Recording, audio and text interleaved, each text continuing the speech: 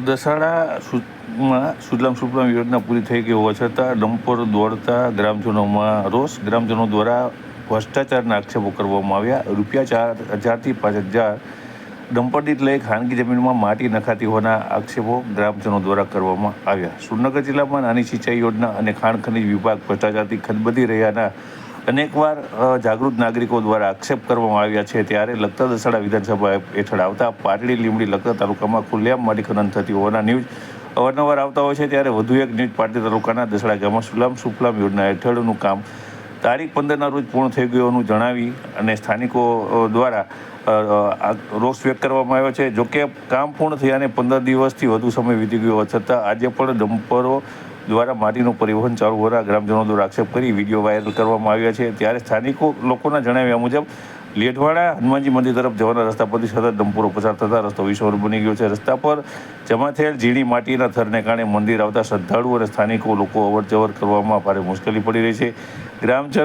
ગામ લોકો વધુમાં આક્ષેપ કરી રહ્યા છે કે પ્રતિ ડમ્પર ₹4,000થી ₹5,000 સુધીની રકમ લઈ માટી ખાનગી જમીનમાં ઠાલવવામાં આવી રહી છે. આ અંગે ગ્રામ પંચાયતના ગ્રુપમાં પણ અનેક રજૂઆતો કરવામાં આવી હોવાના દાવો કરવામાં આવી રહ્યો છે, છતાં હજી સુધી કોઈ કાર્યવાહી કરવામાં આવતી નથી.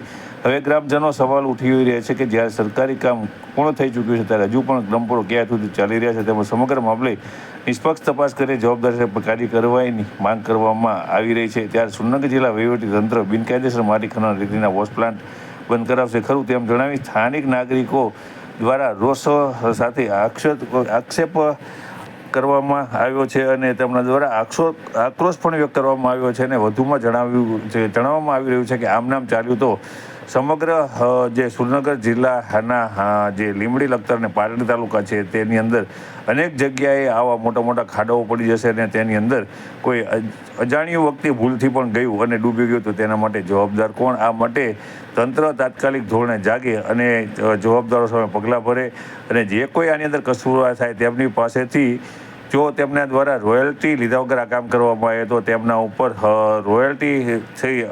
રોયલ્ટી વસૂલ કરવાની કાર્યવાહી કરવામાં આવે તે પણ માંગ ઉઠવા પામી છે.